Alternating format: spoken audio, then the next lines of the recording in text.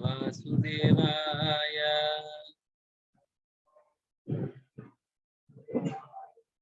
ओम नमो भगवते वासुदेवाय।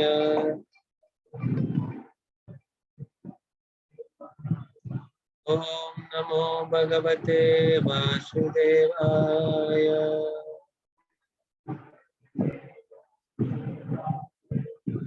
नारायणं नमस्कृत्य नरं चैव नरोत्तमं देवीं सरस्वतीं व्यासं ततो जयमुदीरये। नष्टप्रायेषु भद्रेषु नित्यं भागवत सेवया भगवतोत्तमश्लोके भक्तिर्भवति नैष्टिके। कृष्णाय वासुदेवाय देवकीनन्दनाय च नन्दगोपकुमाराय गोविन्दाय नमो नमः। ॐ ज्ञानतिमिरन्दस्य ज्ञानाञ्जनशलाकया चक्षुरुन्मिलितं येन तस्मै श्रीगुरवे नमः। श्रीचैतन्यमनोभीष्टं स्थापितं येन भूतले स्वयं रूपं तदा मह्यं ददाति स्वपदान्तिकं। वन्देऽहं श्रीगुरुं श्रीयुतापदकमलं श्रीगुरों वैष्णवांश्च रूपं साग्रजातं सहगण रघुनाथान्वितं तं सजीवं साद्वैतं सावधूतं परिजनसहितं कृष्णचैतन्यदेवं श्रीराधा कृष्णपादान् सहगण ललिता श्रीविशाखान्वितांश्च हे कृष्ण करुणा सिंधु दीनबंधु जगतपते गोपेश गोपिका कांत राधा कांत नमोस्तुते तप्त कांचन गौरांगी राधे वृंदावनेश्वरी वृषभानुसुते देवी प्रणमामि हरिप्रिये वाञ्छाकल्पतरुभ्यश्च कृपा सिन्धुभ्यैव च पतितानां पावनेभ्यो वैष्णवेभ्यो नमो नमः। जय श्री कृष्ण चैतन्य प्रभु नित्यानंद श्री अद्वैत गदाधर श्रीवासदि गौरभक्तवृंद। हरे कृष्णा कृष्णा कृष्णा हरे हरे हरे राम राम राम हरे हरे। नमो विष्णुपादाय कृष्णप्रेष्ठाय भूतले श्रीमते भक्तिवेदांत स्वामिनिति नामिने। नमस्ते सारस्वती देवे गौरवाणी प्रचारिणे निर्विशेष शून्यवादी पाश्चात्य देशकारिणे।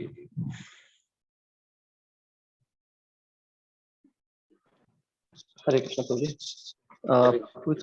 30 चैप्टर के 42 नंबर से हमें प्रारंभ करना है।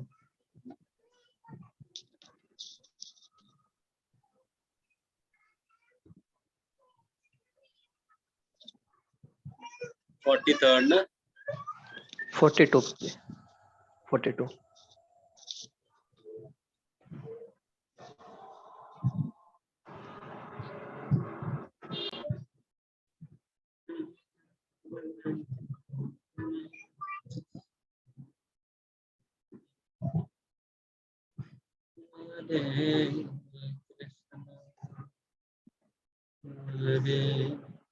43 शायद ना 42 से करना है। यस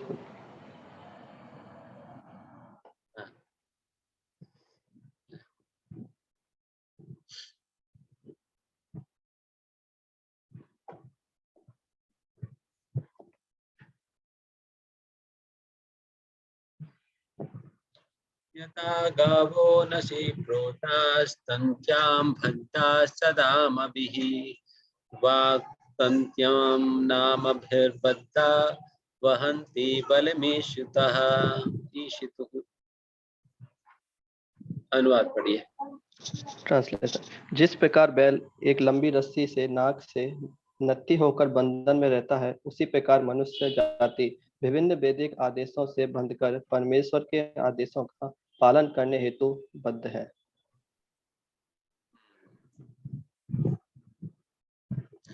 तन्त्याम बद्धाश्च दामभिः। दाम मतलब रस्सी, रस्सी, दाम, दाम मतलब रस्सी है। जैसे दामोदर कहते हैं ना, जिनकी उदर रस्सी से बंधा हुआ है तो उन्हें दामोदर कहा जाता है। उस प्रकार से दाम मतलब रस्सी है। दाम भी, दाम से बद्धा बांधा हुआ व्यक्ति है। जिस यथा गावो, जिस प्रकार से गाय को एक रस्सी से बांध दिया जाता है पेट से, एंड जहां तक वो रस्सी उन्हें अलाउ करती है वहां तक वो व्यक्ति इधर उधर, वो गाय इधर उधर घूम सकती है। उसी प्रकार से हर कोई इस प्रकृति का या शास्त्र में बताई गई नियमों से बंधे पड़े हैं। कोई भी व्यक्ति स्वतंत्र नहीं है, हालांकि सभी सोचते हैं कि हम स्वतंत्र हैं। I am free to do what I want, जो कुछ भी मैं करना चाहता हूँ मैं कर सकता हूँ। इस प्रकार से सभी लोग सोचते तो है, बट इस प्रकार से संभव नहीं है, क्योंकि सभी बंधे हैं शास्त्र में बताए गए नियमों की रस्सी से।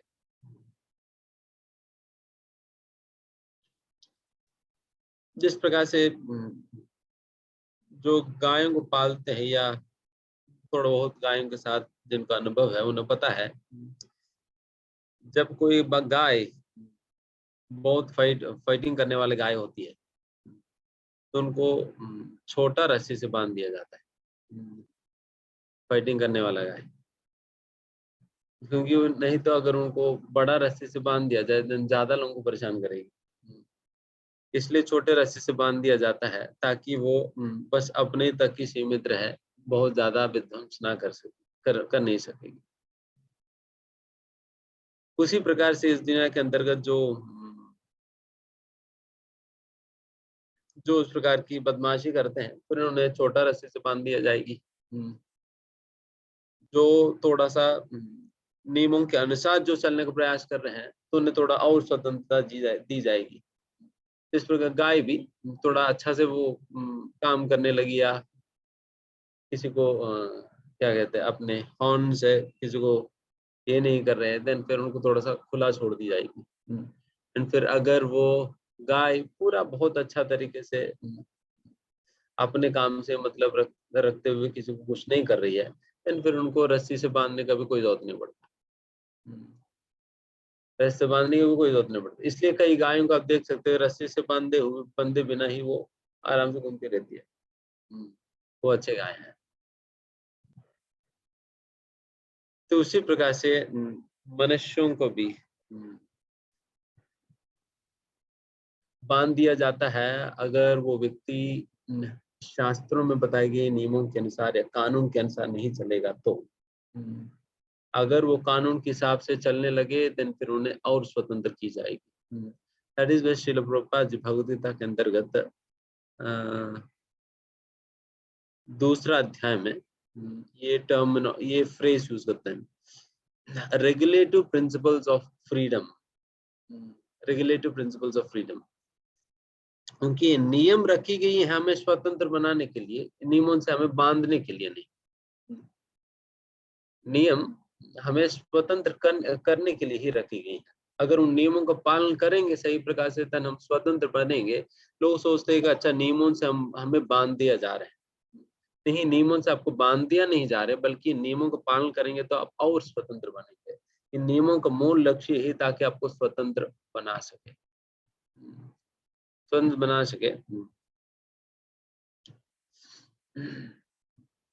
क्योंकि जिस प्रकार से कोई भी गवर्नमेंट की इच्छा तो नहीं होती है कि जेल को बनाया जाए, जेल को मेंटेन किया जाए, फिर गवर्नमेंट वो जेलर वेट करते रहते हैं, अरे आजकल तो कोई आ ही नहीं रहे हैं, वो भगवान को, दुर्गा मैया को पूजा कर रहे हैं, मैया आप कुछ कृपा करो हमारे घर पे भी किसी को भेज दो। इस प्रकार से सारा कुछ करने की जरूरत नहीं पड़ता, बल्कि वो बहुत खुश होता है अगर कोई जेल में नहीं आ रहे हैं तो। क्योंकि किसी को पिटाई करते हुए अपना भी हाथ तो दर्द करेगी। तो इसलिए फिर वो अच्छा नहीं लगता। इसलिए चाहते तो नहीं, बट फिर भी क्या करे, जेल को मेंटेन करने में मजबूर कर देते लोग उस प्रकार के कार्य करके। उसी प्रकार से यहाँ पर नियमों से बांधने का कोई दौत नहीं है, अगर कोई व्यक्ति अपने आप को सही प्रकार से रखेगा तो। इसलिए यहाँ पर ये सारे नियम रखी गई हैं ताकि हमें स्वतंत्र बनाने की सहायता प्रदान करनी है, और कोई और अन्य कारण नहीं है।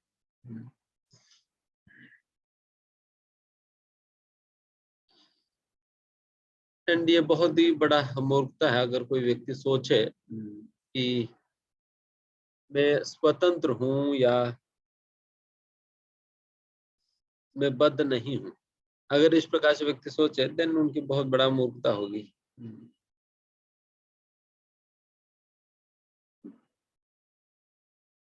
बिकॉज जो व्यक्ति सोचता है कि वो ऑलरेडी स्वतंत्र है, वो बंदे नहीं है, देन वो कभी फ्री होने का भी कभी प्रयास नहीं करेगा। और व्यक्ति निकलना ही नहीं चाह रहे देन इसको मतलब वही रहने वाला है।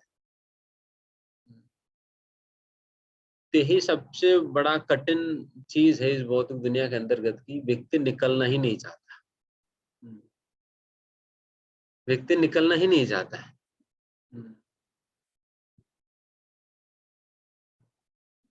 जैसे उस दिन वो सुंदर गोविंद प्रभु बता रहे थे ना कि कोई उनका फ्रेंड कह रहे थे कि क्या दिक्कत है, हम कुत्ता बन भी जाए।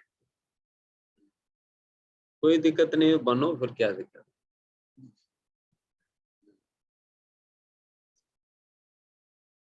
तो उस प्रकार से निकलना ही नहीं चाहते लोग, यही सबसे बड़ा प्रॉब्लम है।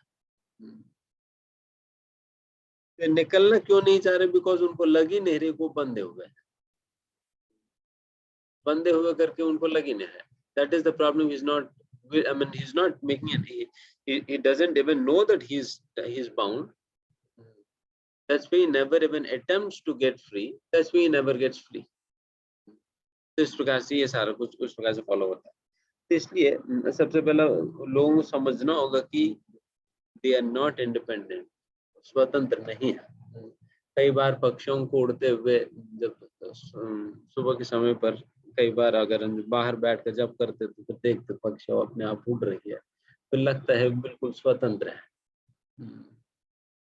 बट एक बार उनकी योनि में घुस कर तो देखो कि वो कितना स्वतंत्र है, कि हमें नहीं पता चलता है।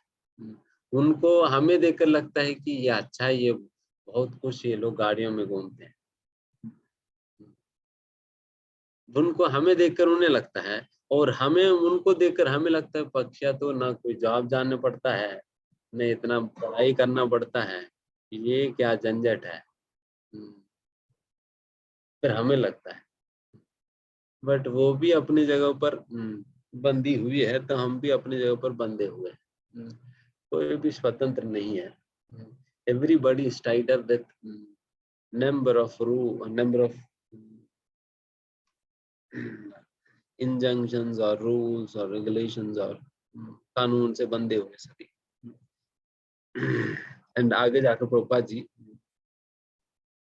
कहते हैं कि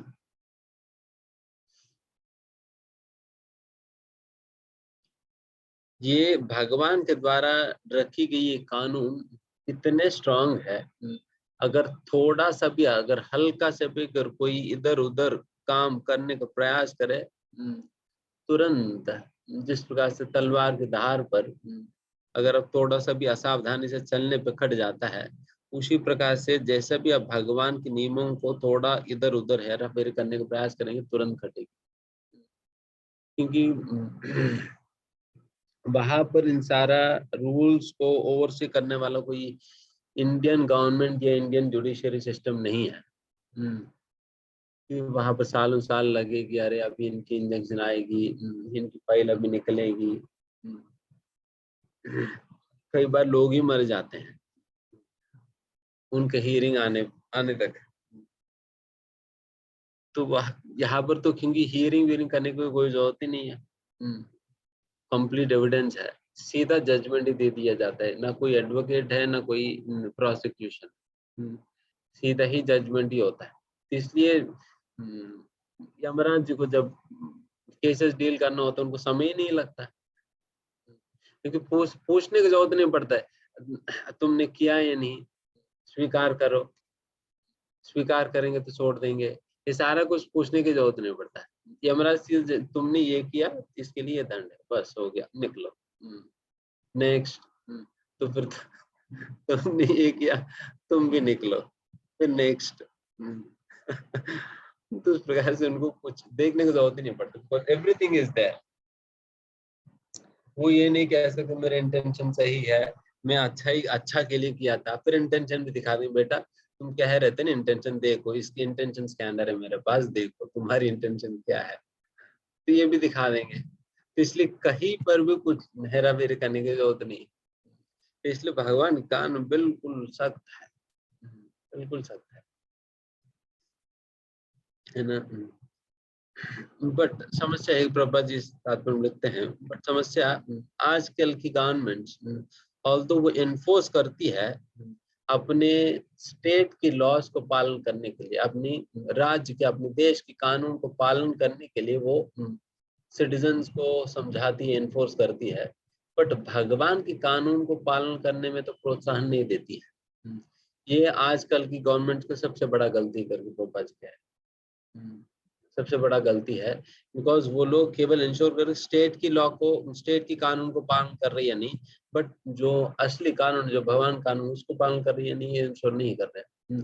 उसकी वजह से ही आजकल चाहे जितना भी स्टेट की लॉस पालन करने के बाद भी इतना सारा कंफ्यूजन आजकल समाज के अंतर्गत होने का कारण यही है, बिकॉज भगवान के द्वारा नियुक्त की गई कानून को पालन करने में कोई सपोर्ट या एनफोर्समेंट नहीं है, तो इसलिए ये देखा जाए। इसलिए प्रभुपाद जी कहते हैं the result is that the people in general suffer more by breaking the laws of God. तो यही परिणाम है कि भगवान के कानून को तोड़ने की वजह से वो लोग और धूप भोगते हैं। एंड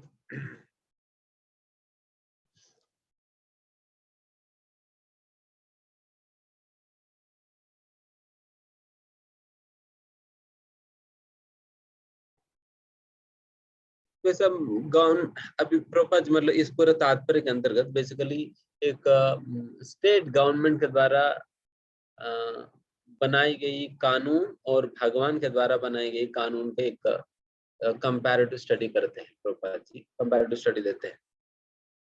इसमें प्रभुपाद कहते हैं कि हालांकि अगर व्यक्ति उस देश की कानून को 100% परफेक्टली अगर निभा भी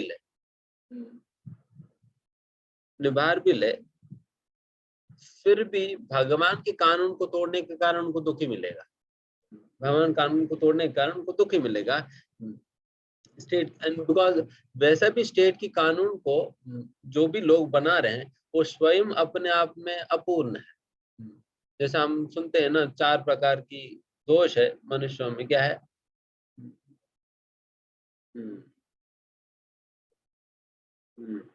और हाँ, टू कमिट मिस्टेक्स, ये 4 दोष है। ये 4 दोष होने के कारण उनके द्वारा बनाई गई कानून के अंतर्गत भी ये सारे चारों दोष होंगे। तो इसलिए वैसा दोषों से पूर्ण कानून का अगर आप पालन कर भी ले फिर भी कोई फायदा नहीं होने वाली है। तो इसलिए मैन मेड लॉस से ज्यादा महत्वपूर्ण है भगवान के द्वारा दिया हुआ कानून। इसलिए एक्चुअली में स्टेट गवर्नमेंट का या कोई भी देश की गवर्नमेंट का यही मूल उद्देश्य या प्रयास रहनी चाहिए, किस प्रकार से भगवान के कानून को हमारा देश के अंतर्गत लागू की जाए एंड किस प्रकार से इंश्योर करे कि सभी के सभी लोग जो है भगवान के कानून को पालन कर रहे हैं। यही उनका मुख्य कर्तव्य होता है, यही उनका मूल कर्तव्य होता है। ये करे बिना बाकी सारा काम कर रहे हैं,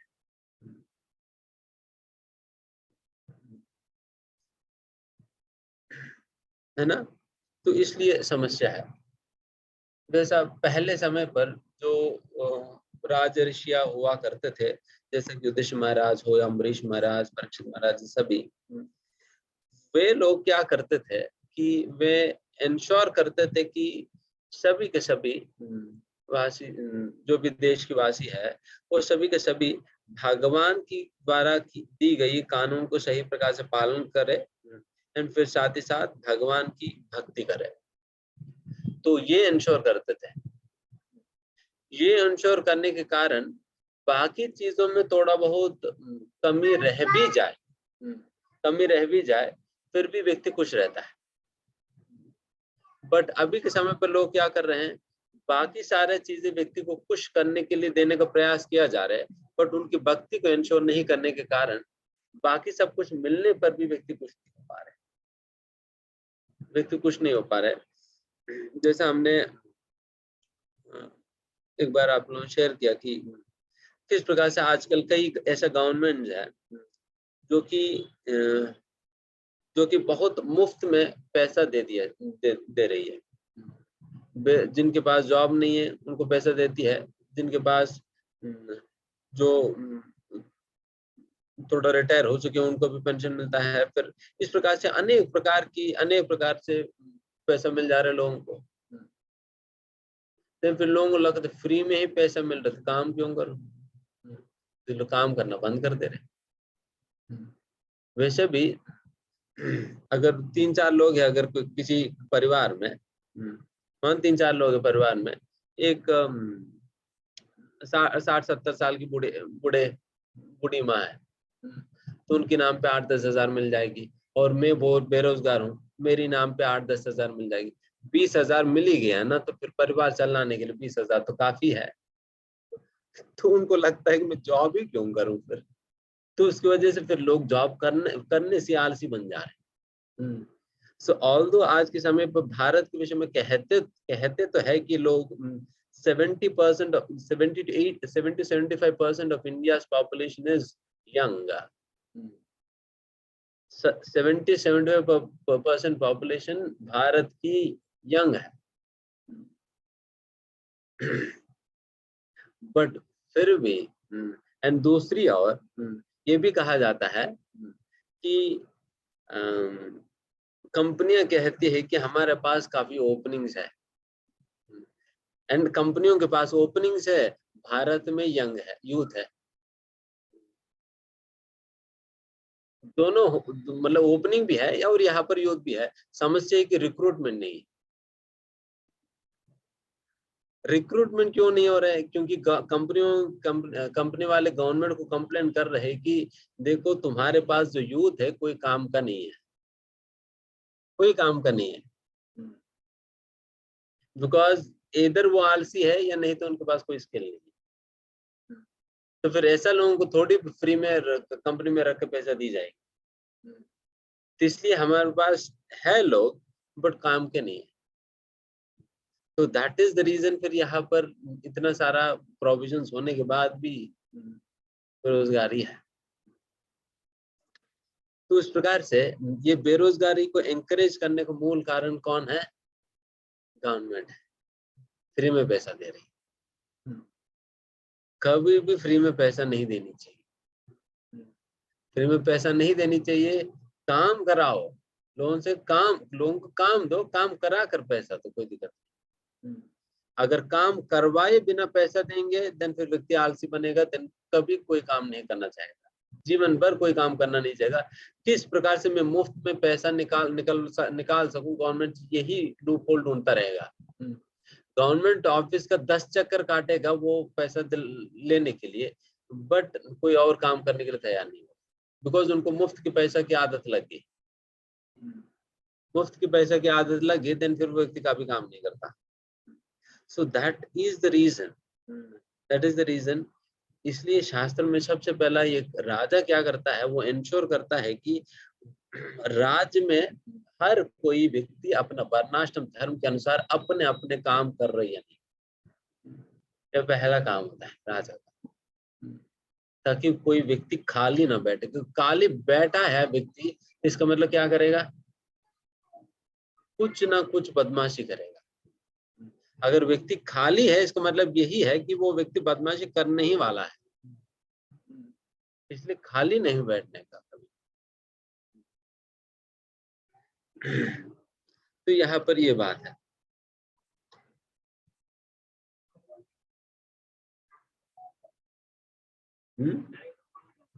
हाँ, डायरेक्ट ट्रांसफर। फिर आगे प्रभुपाद लिखते हैं, in his liberated state he renders service to the Lord and transcendental love, and thus enjoys a life full freedom, even sometimes on an equal level with the Lord, or sometimes more than the Lord. But in the conditioned material world, every living being wants to be the Lord of other living beings, and thus by the illusion of Maya, this mentality of lording it over becomes a cause of further extension of conditioned life. Prabhupada ji clearly लिख रहे हैं कि जो स्वामित्व जमाने की जो भावना है, lording of the material nature, जो स्वामित्व जमाने की भावना है, एंड वही हमारा भौतिक अस्तित्व को बनाकर रखती है, भौतिक अस्तित्व को बनाकर रखती है। जब तक हम इस सेवा भावना को जागृत किए बिना केवल अन्यों को डोमिनेट करने का प्रयास करेंगे, तब तक हम बंधे ही रह जाएंगे, कानून से हम बंधे रह जाएंगे। एंड फिर जिस दिन हम इस प्रकार से अपने वास्तविक स्थिति में आकर सेवा की भावना को अपनाएंगे, सेवा करना चाहेंगे, देन फिर हम निकल सकते।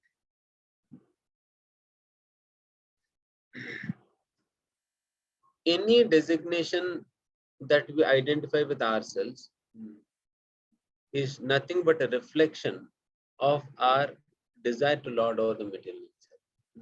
कोई भी उपाधि जो हम स्वीकार करते हैं, अपने अपने अपने अपने ऊपर स्वीकार करते हैं, वो इसी स्वामित्व जमाने का भावना का ही प्रतिरूप है। कोई भी डेजिग्नेशन, एक पत्नी, पति, माता, पिता, किसी भी प्रकार के डेजिग्नेशन आप स्वीकार करो, जो भी भौतिक उपाधि का मतलब यही है कि आप स्वामित्व जमाने का प्रयास करो।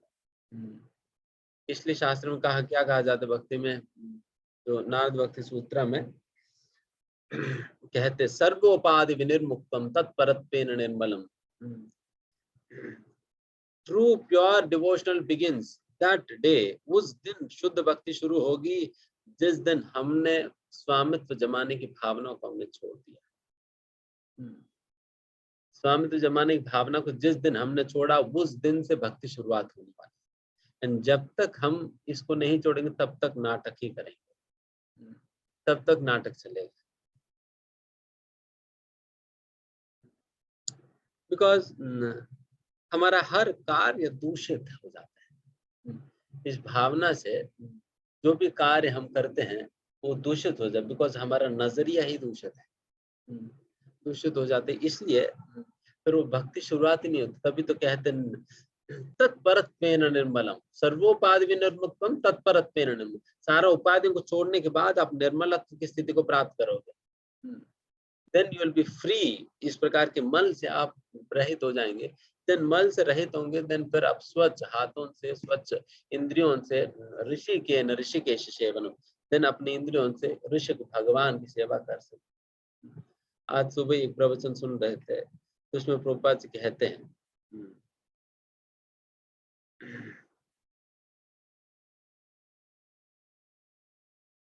if you do not accept the master of the senses as your master, then your senses will become your master. समझ में आया? प्रभुपाद जी इसी प्रकार से कुछ कहते हैं, अगर हम इंद्रियों के स्वामी जो कृष्ण है, उनको अपना स्वामी के रूप में स्वीकार नहीं करेंगे, तो देन फिर हम इंद्रियों का अपना, हमारा इंद्रिय हमारा स्वामी बन जाएगी। तो अभी तक इंद्रियों का ही दास बनकर हम रह रहे हैं, इंद्रियों का दास बनकर रह रहे हैं। देखिए, दासत्व तो करना ही पड़ता है, किसी न किसी का दास तो रहना ही पड़ता है। देन मूर्खतावश हम गलत व्यक्ति को अपना स्वामी के रूप में स्वीकार कर लिया, गलत व्यक्ति का दासत्व को स्वीकार कर लिया लोगों ने।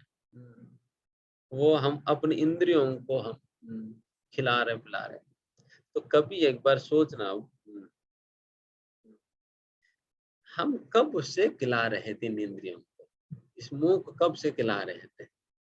बेचारे अभी तक कहती ही नहीं कि ठीक है भैया, आप इतना समय से सेवा कर रहे हो मेरी, बताओ तुम्हें क्या चाहिए। कभी ऐसा नहीं कही। मैं सारे इंद्रियों को कब से मैं खिला रहा हूँ, बट फिर भी ये संतुष्टि नहीं हो रही है।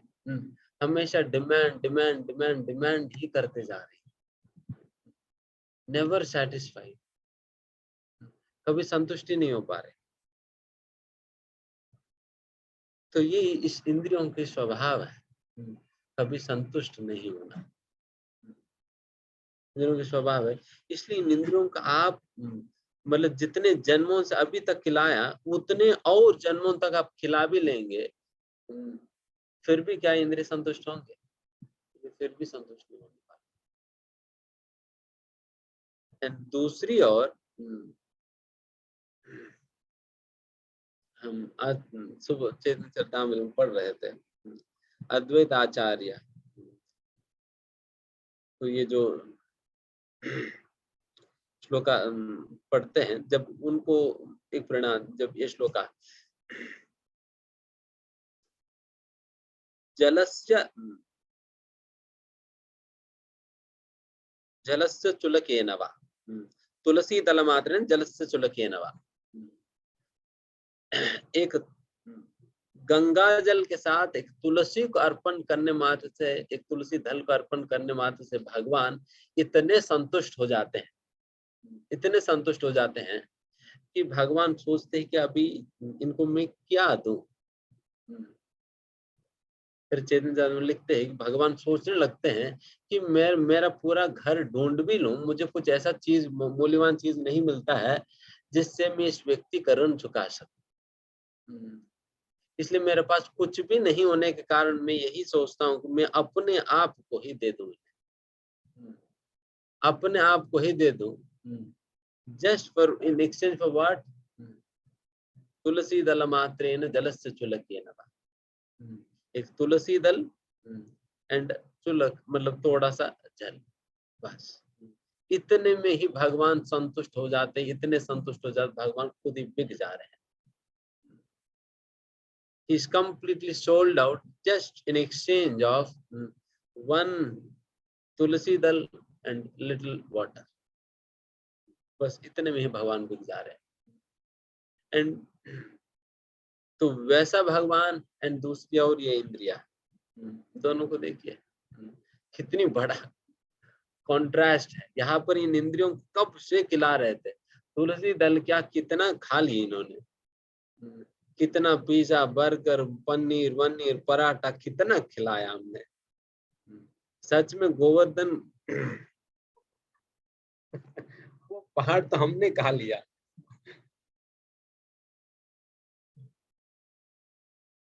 जैसे कहते हैं गोविंद कुंड भर के खीर पिलाई गई थी भगवान को, उतना हम लोगों ने इतने सारे जन्मों से खा ली पी लिए होंगे, बट फिर भी संतुष्ट नहीं है।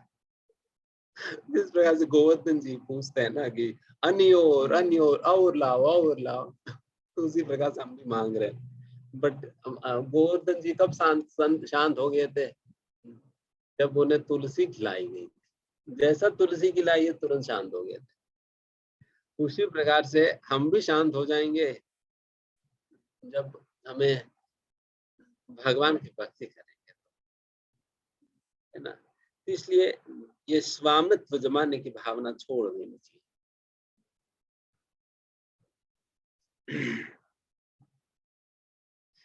Because it is falsely thought of कि there is greater pleasure in being a master than being a servant. ये बहुत बड़ा गलत धारणा हमारी मन में भर दी गई इस दुनिया के द्वारा कि स्वामी बनने में ज्यादा आनंद है, बट सेवक बनने में जो आनंद वो स्वामी बनने से भी नहीं मिलता, स्वामी बनने से भी नहीं मिलता है। तभी तो भगवान श्री कृष्ण आश्चर्यचकित हो जाते हैं राधा रानी को देखकर, इन्हें इतना आनंद और इतना आनंद की अनुभूति कहाँ से हो पा रहे थे। भगवान कृष्ण आश्चर्यचकित हो जाते हैं कि इनको इतना आनंद कहाँ मिल पा रहे।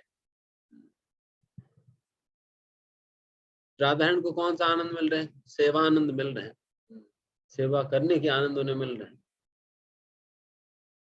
तो कृष्ण को जो आनंद मिल रहा था उस आनंद से ज्यादा था राधा रानी को जो आनंद मिल रहा है वो।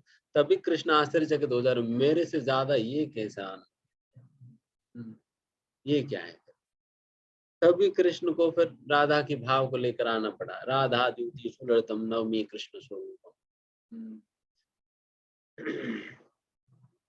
इस प्रकार राधा रानी के भाव को लेकर आना पड़ा। इस प्रकार से जो सेवा करने के आनंद, वो सेवा करने से ही पता चलेगा। बट हमें तो उल्टा अनुभूति होता है, सेवा करके लोग परेशान हो जाते हैं, इतने परेशान हो जाते, फिर आकर कहते प्रभु जी बहुत हो गया, प्रभु जी ये लो तुम्हारी सेवा। फिर कई बार सरेंडर कर देते हैं हम, मतलब अपने आप को नहीं, सेवा को।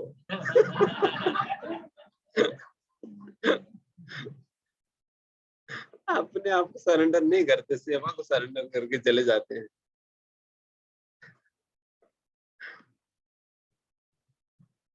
ये क्या अनुभव हो रहा है? फिर वहां पर राधा रानी तो बिल्कुल डूब जा रहे हैं सेवा के आनंद में, और हम लोग तो परेशान हो जा रहे हैं।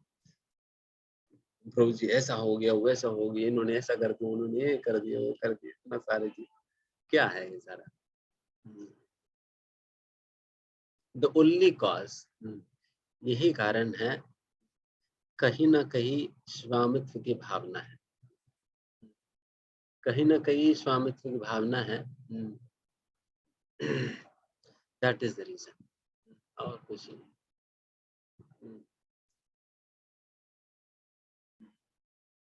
It is not the situation. Situations are not to be blamed.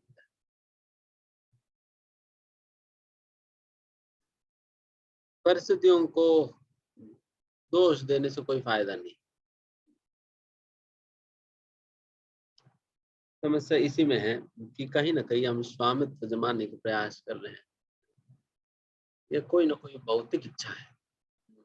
देखिए ये मटेरियल डिजायर होने का भी यही मतलब है कि we are trying to lord over the material.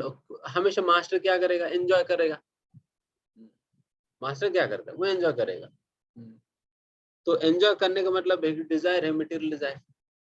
इसलिए हमारे अंदर मटेरियल डिजायर होने का मतलब ही है that is we are trying to lord of the material nature.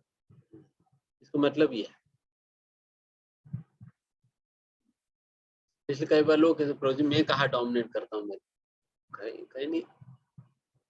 देखो मैं ऐसा सेवा करता हूँ, कभी डोमिनेट करता हूँ, बट फिर भी अगर सेवा करके भक्ति करके आप खुश नहीं है, दैट इटसेल्फ शोज दैट समस्या है।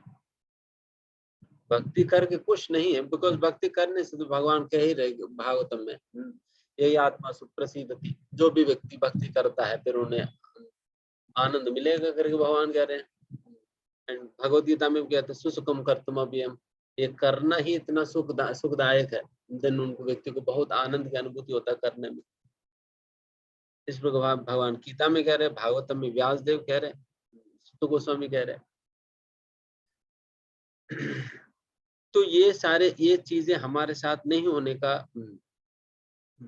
होने से हम बस सीधा हम कह सकते हैं, अगर हम भक्ति करके खुश नहीं है इसका मतलब समस्या है, समस्या है। एंड व्यक्ति सेवा करके सेवा के आनंद उन्हें नहीं मिल रहा है, सेटिस्फैक्शन नहीं मिल रहा है, देन कहीं ना कहीं ये भौतिक इच्छा है और he is trying to lord over, कहीं ना कहीं स्वामित्व जमाने का प्रयास कर रहा है। इसलिए then how do we get out of it? कैसे निकले, क्या करें? इसके लिए एक महत्वपूर्ण चीज है कि हमेशा हम अपने हमेशा मनन करनी चाहिए, हमेशा मनन करनी चाहिए कि मैं क्या कर रहा हूँ, what am I doing, what am I doing and why am I doing? मैं क्या कर रहा हूँ, क्यों कर रहा हूँ? पूछो अपने आप से। हमेशा उल्टा समाधान आएंगे, कहीं ना कोई भौतिक इच्छा को लेकर ही समाधान आएगी। तो इस प्रकार से अपने आप से पूछते रहेंगे ना, देन आप सचेत हो जाएंगे, सचेत हो जाएंगे इन बातों से, बिकॉज आप अपने आप से पूछ रहे हैं बारंबार। देन फिर अगली बार जब भी आपको करेंगे कोई भी कार्य, देन आप सचेत होकर करेंगे वो कार्य। देन आपके दिमाग में वो रहेगा, अच्छा मुझे अपनी भूख के लिए नहीं करनी है, मुझे कृष्ण की प्रसन्नता के लिए करनी है, कृष्ण की प्रसन्नता के लिए करनी है। Because these material desires are what are the biggest, or in other words, they are the only hurdle in our service to our spiritual master. गुरु की आज्ञा के पालन करने में हो या गुरु की सेवा करने में हो, एकमात्र बाधा है हमारे हृदय में जो भौतिक इच्छा है। तभी हम बारंबार इस बात को गाना चाहिए, गुरु मुख पद्म वाक्या चित्त ते कोरिए ऐक्या, आरना करी हो मने आशा, आरना करी हो मने आशा। हे भगवान, आपकी अत्यंत कृपा के कारण मुझे एक प्रामाणिक गुरु से गुरु की सेवा करने का सौभाग्य हमें प्राप्त हुई है, बट मेरा ऐसा दुर्बल और दौर्भाग्य है कि इतना अद्भुत मौका मुझे मिलने के बाद भी मेरे हृदय में जिन भौतिक इच्छाओं को मैं पाल रहा हूँ, यही इच्छाएं मेरी सेवा में बहुत बड़ा बाधा बन रही है। इसलिए मैं आपसे यही एकमात्र प्रार्थना करता हूँ कि मेरे हृदय से ये सारे भौतिक इच्छाएं खत्म कर दीजिए, जिससे निस्वार्थ निराटंक रूप से शुद्ध प्रकार से आपके भक्तों की सेवा में कर सकूं, आपके भक्तों की सेवा में कर सकूं। इस प्रकार से unless and until a person really struggles, because struggle is not external, struggle is internal, जब तक लिटरली व्यक्ति स्ट्रगल नहीं करता है तब तक बहुत मुश्किल है निकल पाना। You know, if you really struggle, then फिर निकलेंगे। मैं देखता हूँ कि मतलब इतना छोटे छोटे चीज भी जब हम कर, छोटे चीज मतलब कोई भी कार्य कर, जैसे उदाहरण लगा कीर्तन भी करेंगे ना, कीर्तन में भी मुझे खुद भी हर एक मंत्र पे मुझे बहुत स्ट्रगल करना पड़ता है, एक एक मंत्र पे स्ट्रगल करना पड़ता है कि हर एक मंत्र पे प्रार्थना करना होता है, भगवान कम से कम एक नाम तो आपके लिए मैं गाऊं, let this one holy name come out of my mouth simply for your pleasure। बाकी सारा चीजों तो मैं तो वैसे ही घोषित कर ही दे रहा हूँ, कम से कम एक छोटा सा सेवा तो मेरे से इस प्रकार से हो जाएगा। जब तक आप स्ट्रगल नहीं करेंगे रियल इंटेंस डिजायर के साथ, देन नहीं होने वाली, देन नहीं होगी चीजें। तो वो स्ट्रगल चाहिए, एंड ये struggle that is not a one time struggle, but that is there every moment, हर एक क्षण ये स्ट्रगल रहना होगा। Every moment we are going to fight with the desires, so that हम fight क्या कर रहे हैं, we are trying to protect our service from the influence of these material desires। हम अपना सेवा को, साधना को बचाने का प्रयास कर रहे हैं ताकि कोई भौतिक इच्छा आकर इस सेवा को, साधना को दूषित न कर दे। बिकॉज हमें पता नहीं है कि डेफिनेटली जो आसानी से चीजें मिल जाता है फिर उसका मूल्य नहीं पता चल पाता है। हमें बहुत आसानी से मिल चुकी है भक्ति, बट ये बहुत ही दुर्लभ चीज है भक्ति। एंड ऐसा दुर्लभ चीज प्राप्त होने के बाद व्यक्ति को, one who knows the prominence and the importance, भक्ति का जो महत्व को जो व्यक्ति समझता है, देन वो तो रोएगा, वो रोएगा जो कुछ भी करना है करेगा, ताकि उनकी जो भक्ति में कार्य किसी भी प्रकार की भौतिक इच्छाओं से दूषित ना हो जाए, बिकॉज बहुत बहुत मूल्यवान चीज है हर एक, इन एवरी डिवोशनल एक्टिविटी, हर एक डिवोशनल एक्टिविटी बहुत बहुत महत्वपूर्ण है। देन फिर अनलेस एंड अनटिल, जिस प्रकार से एक छोटा बच्चा को माँ बहुत ध्यान पूर्वक पालती है ताकि वो बच्चा कहीं ना कहीं भी बीमार न पड़ जाए, कोई कुछ भी गलत चीज वो मुंह में रख न ले, उसी प्रकार से हमें बहुत ध्यान पूर्वक प्रयास करना होगा ताकि हमारा सेवा कोई भी भौतिक इच्छा से दूषित न हो जाए। If you mix service with material desires, then फिर वही हुआ, 2 किलो दूध से आपने खूब अच्छा रबड़ी बनाया, भगवान को भोग लगाने के लिए ले जाते वक्त मिट्टी मिलाकर भगवान को दे दिया, मिट्टी मिला दिया और भगवान के सामने रखा, भगवान खा लो, क्या खाएंगे, क्या खाएंगे? So this is what we have been doing it and we are doing. So one should strongly contemplate. बहुत अच्छा मनन होता होगी, आप अच्छा मनन करेंगे और बारंबार इफ यू ट्राई टू, हम बार बार ऑफ ट्रैक हो जाएंगे एंड बार बार अपने आप को अलाइन करने का प्रयास करेंगे, तब जाकर व्यक्ति चल पाएगा इस रास्ते में, नहीं तो बहुत डिफिकल्ट है, बहुत डिफिकल्ट है।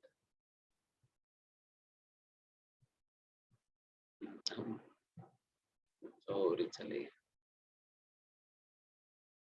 ठीक है, अगला श्लोक। यदा क्रीडोपस्करणाम् संयोगा विगमा विहाम इच्छया क्रीडितुष्याताम ततैवेसेच्छया नृणाम्। अनुवाद। जिस प्रकार खिलाड़ी अपनी इच्छा अनुसार खिलौनों को सजाता तथा बिगाड़ता है, उसी प्रकार से भगवान की परम इच्छा मनुष्य को आस पास लाती है और उन्हें विलक भी करती है।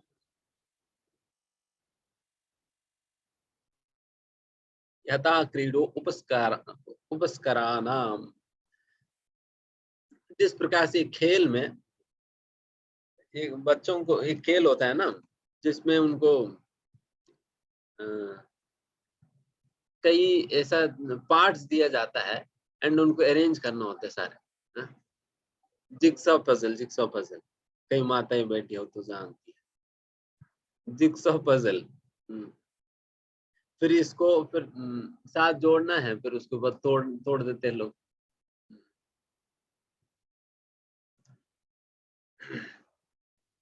जिस प्रकार से इन चीजों को जोड़ना और तोड़ना सारा कुछ किनके हाथ में है? खेलने वाला व्यक्ति के हाथ में है। उसी प्रकार से ही भगवान भी किसी किसी को जोड़ देते हैं, कभी किसी को तोड़ देते हैं। वही बात कहा, शायद उस समय भी ये खेल खेला करते थे, तभी तो ये एग्जाम्पल आए, नहीं तो फिर ये एग्जाम्पल कहा है कि यथा क्रीडो उपस्काराणाम संयोग विगमा विहा, संयोग कभी साथ में आएगी, विगमा मतलब अलग हो जाना, जिस प्रकार से वो होता है। इच्छा क्रीडो तो स्याताम, जिस प्रकार से एक क्रीडा करने वाला व्यक्ति की इच्छा के अनुसार ये सारा कुछ होता है, इसका मतलब उस समय भी गेम था।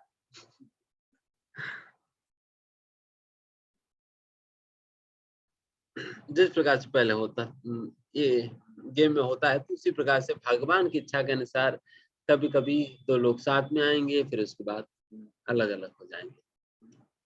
तो ये सारा कुछ भगवान की इच्छा के अनुसार ही जब हो रही है, तब हमें जब विलग होने पे दुखी होने का कोई जरूरत नहीं है। करके यहाँ पर कौन किनको समझा रहे हैं? मैं आपको या कौन किनको? नारद मुनि समझा रहे हैं ना, नारद मुनि आए हुए थे ना वहां पर।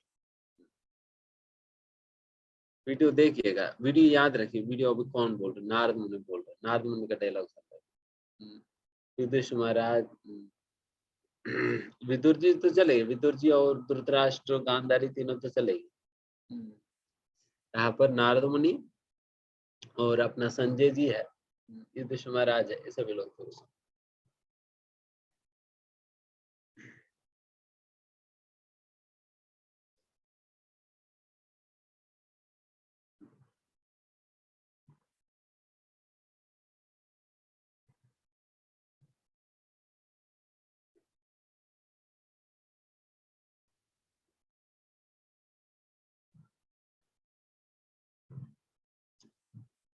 तो भगवान का योजना के अनुसार किसी शिशु को माँ के गर्भ में रखा जाता है, एंड जिस व्यक्ति ने उस शिशु को माँ के गर्भ में रखा, वही व्यक्ति बाद में उन्हें निकाल भी सकते हैं, बाद में उन्हें निकाल भी सकते हैं। जो व्यक्ति रख भी सकता है वो निकाल भी तो सकते हैं ना, उन्हीं का इच्छा है। तो जब सब कुछ उनकी इच्छा के अनुसार जब होगी, देन फिर बीच में हमारे रोना धोना से फिर कुछ होने वाला नहीं है, कुछ चीजें तो बदलने वाला नहीं है, इसलिए उसकी फायदा नहीं है।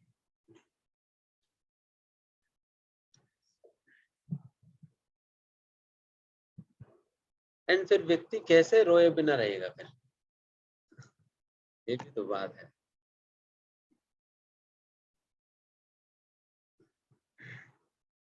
By understanding the all auspicious nature of the will of the Supreme Lord, by understanding the all auspicious nature of the will of the Supreme Lord, किस प्रकार से भगवान की इच्छा सभी लोगों के लिए मंगल कार्य मंगलप्रद है, इस बात को जो व्यक्ति जब गहराई से समझता है, देन फिर उनको वो अपने आप को वो संभाल पाता है। नहीं तो फिर व्यक्ति दुखी होगा, भगवान ने क्यों अलग कर दिया। बट यहाँ पर समझना होगा कि जब भगवान की इच्छा के अनुसार हो रही है, देन वो दैट इज ऑल ऑस्पिशियस। मैं अभी के समय पे समझ पाऊं या नहीं समझ पाऊं, मैं अप्रिशिएट कर पाऊं या नहीं कर पाऊं, बट अल्टीमेटली भगवान की इच्छा वही सर्व मंगल है, इसलिए मुझे उसे स्वीकार करनी चाहिए, करके व्यक्ति स्वीकार करेगा।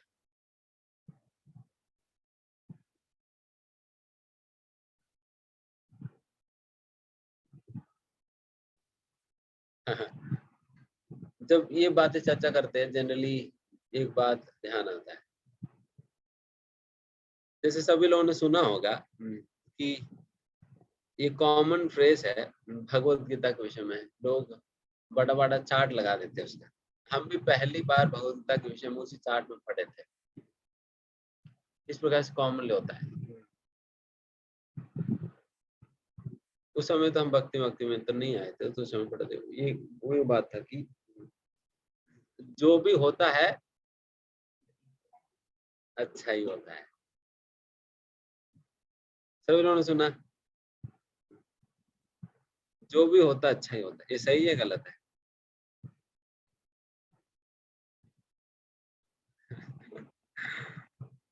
सही है गलत है? जो भी होता है अच्छा ही होता है। अगर मान लो कि किसी का कोई बच्चा मर गया, उनके पास आकर कहो जो भी होता है अच्छा ही होता है, अरे थप्पड़ मारेगा, और खाएगा। तुम आकर मेरे गीता सिखा रहे हो।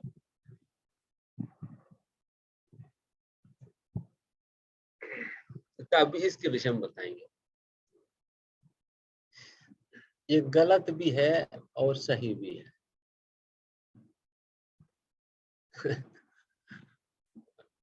साइमल्टेनियस वननेस एंड डिफरेंस, भेद अभेद तत्व। बेसिकली क्या है ना, उस व्यक्ति के लिए हर चीज अच्छा है जिसने भगवान की योजना को समझा है, स्वीकारा है। उनके लिए जो भी होता है वो अच्छा ही होता है, जिन्होंने भगवान की योजना को समझा है और स्वीकारा है। और जो व्यक्ति भगवान की योजना को समझा नहीं और तिरस्कार कर दिया, देन उस व्यक्ति के लिए अच्छा क्या है? समझ में आ रही बात? उस व्यक्ति के लिए अच्छा नहीं है वो, देन ये स्टेटमेंट उनके लिए वैलिड नहीं है। तो ये स्टेटमेंट उन्हीं के लिए वैलिड है who is able to appreciate the plan of the Supreme Lord and accept and or live by the plan of the Supreme Lord. उनके लिए सही है स्टेटमेंट, बाकी लोगों के लिए स्टेटमेंट है बस, कुछ काम का नहीं, बल्कि उल्टा हो जाए। जैसा कि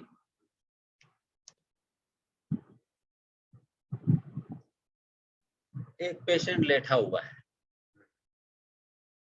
उनको ऑपरेशन थिएटर में ले गए थे और डॉक्टर जो है पूरा चाकू वाकू लेकर आए थे, चाकू सारा एपरेटस लेकर आया। तो ये पेशेंट ने देखा, फिर उन्होंने सोचा रही डॉक्टर क्या ये, इनके हाथ में तो चाकू वाकू दिखाई दे रहे हैं, पता नहीं क्या काट देगा करके। फिर वो डॉक्टर की प्लान को नहीं समझने के कारण, डॉक्टर की प्लान को तिरस्कार करके ये व्यक्ति उठकर भाग गया। समझ आ रहे? देन इस व्यक्ति के लिए जो अभी हुआ है वो अच्छा है बुरा है? बुरा है। वही बात कहा जा रहा है। एंड दूसरी ओर पेशेंट लेटा हुआ है, उन्होंने भी देखा चाकू वाकू, बट उन्होंने सोचा डॉक्टर साहब मुझे पता है कि आप ऑपरेशन करेंगे, पेट में अपेंडिक्स अपेंडिक्स वो निकाल देंगे, ठीक है, बट इतना ध्यान रखना कि एनेस्थीसिया देकर करना। जो भी करना है खाटो पीटो कोई दिक्कत नहीं, एनेस्थीसिया दे दो पहले, फिर उसके बाद जो करना है करो।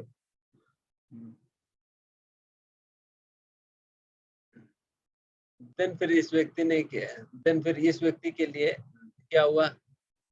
जो भी हुआ वो अच्छा हुआ, because he is able to understand the plan of the doctor and accept the plan. उनकी प्लान को समझा भी डॉक्टर की एंड फिर उसको स्वीकारा भी, बट केवल छोटा सा प्रार्थना कर, भगवान थोड़ा सा एनेस्थीसिया दे दो। आप सीधा ओपन, जैसे नरसिंह भगवान सीधा एनेस्थीसिया दिए बिना ऑपरेशन कर देते हैं। उन्हें नरसिंह भगवान ने फिर ऐसा किया नहीं, अपेंडिक्स वगैरह ना, और सीधा उन्होंने एनेस्थीसिया दिए बिना ही ऑपरेशन करना सीखे थे, इसलिए सभी के यही से ऑपरेशन करते हैं। इसलिए कोई भक्त जो है, हम एक बार कह रहे थे प्रभु जी नरसिंह भगवान से प्रार्थना करते वक्त थोड़ा सोच समझ कर प्रार्थना करो। थोड़ा भाषा वगैरह ठीक रखो। अगर सीधा जाकर अब कह दिया नरसिंह भगवान जरा देखिए मेरे हृदय के अंदर निकाल दीजिए, मेरे हृदय के अंदर निकाल दो, और नरसिंह भगवान प्रकट हो गए और हाथी पाड़ रहे, पाड़ कर निकाल रहे, फिर क्या होगी?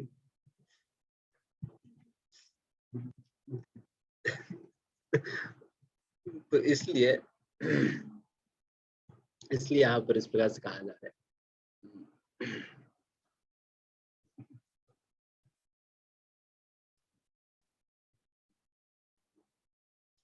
That is where the supreme will of the Lord. ये कॉन्सेप्ट क्लियर है सभी को?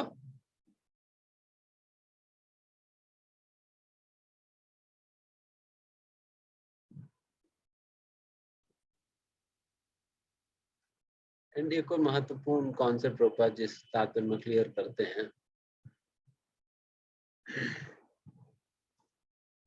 परमात्मा के रूप में भगवान क्या करते हैं? सभी के कर्मों के फलों को भगवान उन्हें देते रहते हैं,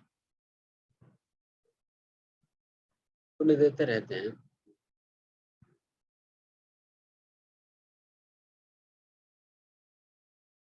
तो उसकी वजह से व्यक्ति सोच सकता है कि तो इसका मतलब भगवान भी कर्म के कानून से बंधे हैं, क्योंकि कर्म के हिसाब से तो दे रहे हैं हमें। तो इसलिए षड दर्शन के अंतर्गत एक प्रकार की फिलॉसफी है कर्म मीमांसा।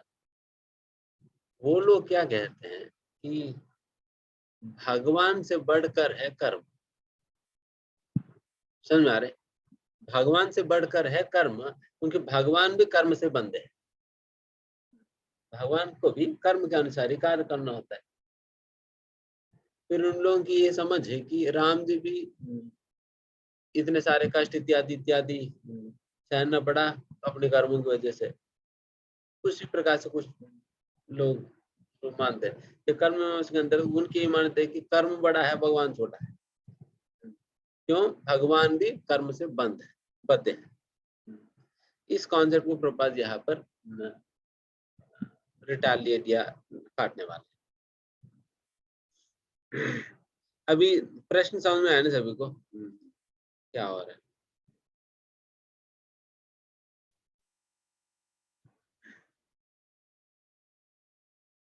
हालांकि जनरली भगवान हमारी कर्मों का फलों को हमें उसी कर्म फल, हमने जो भी किया है उसी का जो कर्म फल है, डेटाबेस देखेंगे भगवान, अच्छा तुमने पहले मर्डर किया तो तुम्हें ये मिलना चाहिए, ठीक है इन्हें ये दे दो, फिर भगवान डिलीवर कर देते हो सारे चीज। बट यहाँ पर एट द सेम टाइम ये बात समझना होगा कि ऑल्दो भगवान जनरली इस प्रकार से करते हैं, but at the same time भगवान कभी भी नियमों से बंधे नहीं हैं। जैसा कि गीता में भगवान कहते हैं, नमाम कर्मानि लिम्पन्ति नमक नमे कर्म फलेष्पृहा। नमाम कर्मानु लिम्पन्ति, कोई भी कर्म मुझे बांध नहीं सकती है, और मैं कभी भी कर्म फलों से प्रभावित नहीं हो सकता हूँ, गीता में भगवान कह रहे हैं। तो इस प्रकार से भगवान कभी भी कर्म के अंतर्गत नहीं आ सकते हैं, बल्कि भगवान जरूरत नहीं कि हमेशा हमारे कर्म फलों को हमें देना पड़े। अगर थोड़ा बहुत चेंज भी करना है तो कम ज्यादा भी कर सकते, कम ज्यादा भी कर सकते हैं, वो भगवान की इच्छा के अनुसार। अगर कम ज्यादा करने की क्षमता नहीं है, देन गीता के लास्ट में इस प्रकार से क्यों कहा जाएगी, हम त्वाम सर्व पापेभ्यो मोक्षयिष्यामि मा शुचः, मैं तुम्हारे सारा पापों को मैं खत्म कर दूंगा, बस आप सर्वधर्मान् परित्यज्य माम एकं शरणं व्रज, अब मेरी आश्रय लो, सारा पापों को मैं नष्ट कर दूंगा करके। अगर भगवान के हाथ में ये है, तभी तो भगवान ये बात कह रहे हैं कि मैं सारा कर्म फलों को नष्ट कर दूंगा करके। तो इस प्रकार से भगवान कंट्रोलर है कर्म का भी, बट कंट्रोल्ड नहीं कर्म से भी। भगवान बिल्कुल फ्री है, अगर थोड़ा बहुत कोई हेरा फेरी करेगा उनको थोड़ा बढ़ा देंगे, ठीक है तुमने इतना किया बट फिर भी पनिशमेंट इतना मिल जाएगा। वो ये नहीं कह सकते भगवान मेरे अकाउंट में तो इतना ही था, आपने इतना क्यों दिया, मेरी इच्छा मैं जैसे मर्जी दूं, तुम कौन है पूछने वाला। उसी प्रकार से अगर कर्म फलों को खत्म भी कर दे तब भी भगवान की इच्छा कौन मना करेगा। जैसे जगह मदाई के विषय में तो कहा ही जाता है कि बेचारे चित्रगुप्त जो है उन्होंने लिखना छोड़ दिया करके बताया जाता है कि उन्होंने बहुत समय तक उन्होंने सारा नोट्स मेंटेन किए थे, इन्होंने आज का दिन ये पाप किया करके फिर सारे नोट्स मेंटेन किए थे, बट एक समय पर इतना ज्यादा हो गया कि फिर नोट्स लिखना ही बंद कर दिया। हमराज को कंप्लेन कर दिया कि इन लोगों का तो मैं लिखूंगा नहीं, इन लोगों को मैं लिखूंगा नहीं, आप देख लेना कुछ और मेथोडोलॉजी आप देख लेना, कुछ सॉफ्टवेयर एप्लीकेशन बना देना एंड्रॉइड एप्लीकेशन बना देना उनके सारा पाप कर्म को ट्रैक ट्रैक रिकॉर्ड रख वो जब भी पाप करेगा उससे एंट्री मारेगा एंड्रॉइड ऐप में।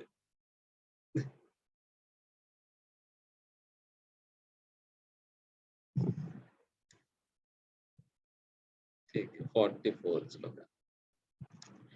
यन्मन्यसे ध्रुवं लोकम् अध्रुवं वा न चोभयम् सर्वथा नाहि सोच्यास्ते स्नेहादन्यत्र मोहजात्। हे राजन, सभी परिस्थितियों में चाहे आप आत्मा को नित्य मानो अथवा भौतिक देह को नश्वर अथवा प्रत्येक वस्तु को निराकार परम सत्य में स्थित मानो या प्रत्येक वस्तु को पदार्थ तथा आत्मा का अखतनीय संयोग मानो, वियोग की भावनाएं केवल मोह जनित स्नेह के कारण है, इसके अतिरिक्त कुछ भी नहीं है।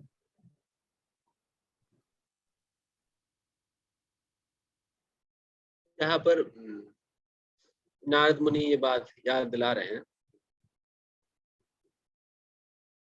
आप शरीर नहीं महात्मा आत्मा के विषय में याद दिला रहे हैं।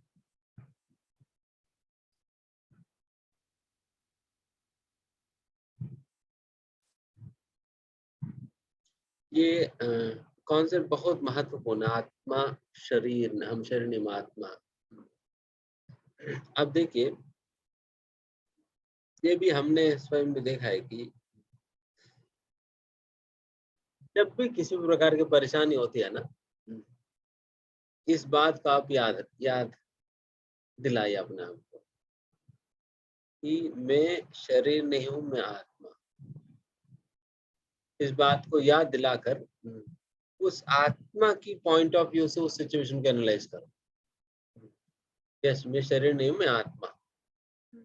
इस प्रकार से अपने आप को आत्मा मानते हुए मैं न कोई स्त्री हूँ, न पुरुष हूँ, न पति हूँ, न पत्नी हूँ, न माता हूँ, न बेटा हूँ, कुछ नहीं हूँ। मैं कौन हूँ? आत्मा। और आत्मा कौन है? कृष्ण की सेवक है। इस प्रकार से अपने आप को मानते हुए सिचुएशन आप एनालाइज करो, देन देखो क्या चल रहा है आपके चारों ओर।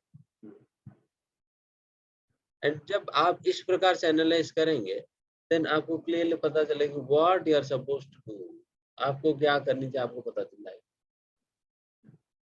और कितने बड़े भ्रम के साथ उस सिचुएशन को देख रहे हैं, अननेसेसरली उसको प्रॉब्लम बनाकर रखे हैं करके आपको पता चल जाएगा।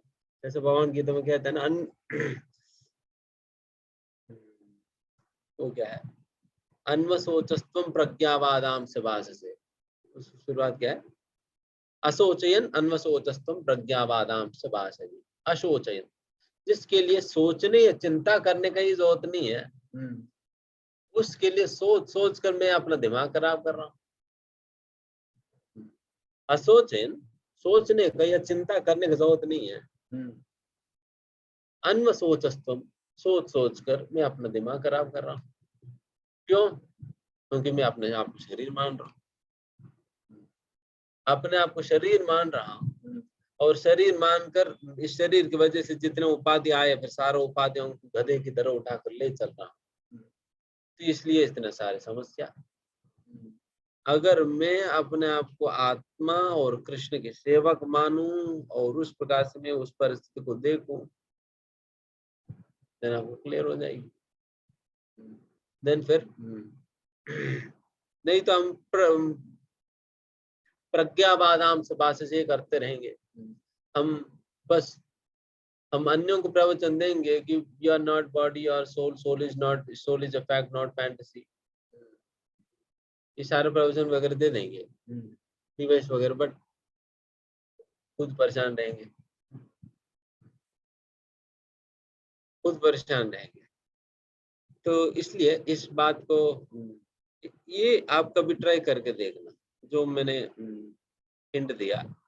जब भी कोई भी समस्या आता है, उस समस्या को इस एंगल से देखकर आप एनालाइज करो, देन आपको क्लियर होगा क्या करनी चाहिए। तभी यहाँ पर ये जो क्रिटिकल समस्या पे नारद मुनि भी युधिष्ठिर महाराज जैसे व्यक्ति को भी याद दिला रहे हैं, बेटा भूल मत जाओ, तुम आत्मा हो, शरीर नहीं। फिर जिनकी उनके साथ जो भी संबंध आपकी है, वो तो परमानेंट थोड़ी है, वो परमानेंट थोड़ी है, तो वो तो परमानेंट नहीं है, फिर उसके लिए आप क्यों रो रहे हो? बट युधिष्ठिर महाराज की क्या बड़पन देखो कि उस व्यक्ति ने उनको जीवन भर मारने का प्रयास किया, एंड फिर वैसे व्यक्ति से भी प्रेम कर रही है। कितना पागल व्यक्ति, मतलब पागल मतलब सही अच्छे पागल। कितना प्रयास किया उसने, धृतराष्ट्र ने, मतलब कितना प्रकार से और कितना पीड़ा दिया पांडवों को, जीवन भर कितना पीड़ा दिया। पत्नी को इंसल्ट कर, आंखों के सामने पत्नी को इंसल्ट करने का प्रयास की, उनको वनवास में भेज दिया, राज्य सारा छीन लिया, एक गेस्ट हाउस में रखकर जलाकर मार देने का प्रयास की गई, विष पिलाकर मार देने का प्रयास किया गया था, राक्षसों से मरवाने का प्रयास किया गया था, दुर्वास मुनि को बेचकर उनको शाप दिलाने का प्रयास किया जाता। फिर और क्या करे व्यक्ति, इतना कुछ करने के बाद भी युधिष्ठिर महाराज के ऐसा उत्तम व्यक्तित्व है कि तब भी धृतराष्ट्र को अपने शत्रु के रूप में देख नहीं रहे, अपने शत्रु के रूप में या उनके प्रति द्वेष ही नहीं है। अगर द्वेष होते, यहाँ पर युधिष्ठिर महाराज इतना रोते थोड़ी है,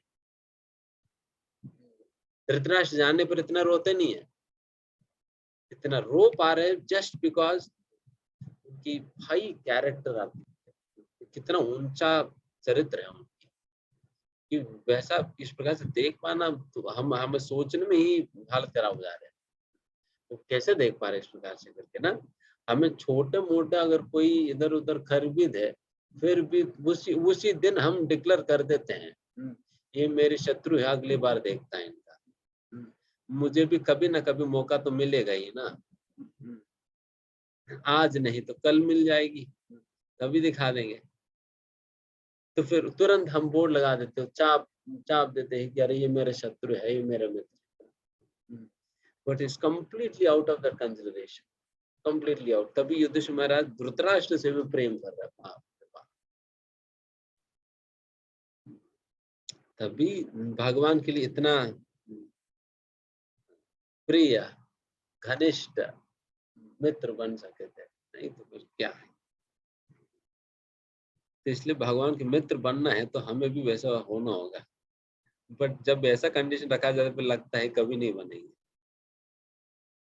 क्योंकि इतना हाई एक्सपेक्टेशन है। तो कहा डेफिनेटली, मतलब यही आशा है कि हम पहुंच नहीं दे सकते हैं बट हमें पहुंचाए जा सकते हैं, है ना। अब अपने से तो पहुंच नहीं पाएंगे, इसलिए भगवान से प्रार्थना करते, भगवान घसीट कर तुम ही खींच ला, हम अपने से तो नहीं आ पाएंगे आपके पास, आप ही खींचो, हम निकल नहीं पाएंगे। Because to be a devotee of the Supreme Lord means it is a very very high cadre, बहुत बड़ा हाई कैडर है। We cannot imagine, और सोच कल्पना ही नहीं कर सकते कैसे लोग होते भगवान की मित्रों में ना। अब युधिष्ठिर महाराज के विषय में वगैरह सुन ही रहे हैं, एंड युधिष्ठिर महाराज वो ये भी नहीं कि युधिष्ठिर महाराज सारे भक्तों में सर्वश्रेष्ठ भक्त है। अगर युधिष्ठिर महाराज की ये चरित्र है तो फिर बाकी लोगों के विषय में क्या कहें, बाकी सब लोगों के विषय में क्या कहना है। It is really a very very big thing to be a devotee of the Lord. इसलिए उस दिन आनंद से वर्षन दे रहे थे, उसमें क्या ही रहता है, the highest designation that one can ever attain, that कोई भी जीव सबसे बड़ा उपाधि जो एक जीव प्राप्त कर सकती है वो क्या है, कृष्ण की सेवक या कृष्ण की भक्त। जैसा होता है ना, any citizen of India, what is the highest status a citizen can attain? President of India, है ना। एक भारतीय होने के नाते सबसे बड़ा स्टेटस एक सिटीजन जो क्या प्राप्त हो सकता है, प्रेसिडेंट ऑफ इंडिया। उसी प्रकार से एक जीव को सबसे बड़ा उपाधि जो जीव को प्राप्त हो सकती है वो है भगवान की दास, भगवान की सेवक, भगवान की भक्त। इसलिए अगर कोई हमें अगर संबोधित करे ये कृष्ण की भक्त है, हमें फुल जाना चाहिए,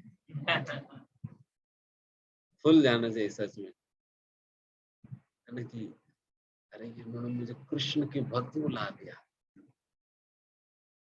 You should take pride in that, in being a servant of the Lord, in being a devotee of the Lord, क्योंकि बहुत बड़ा उपाधि हम समझ नहीं पा रहे। और बहुत बड़ा उपाधि।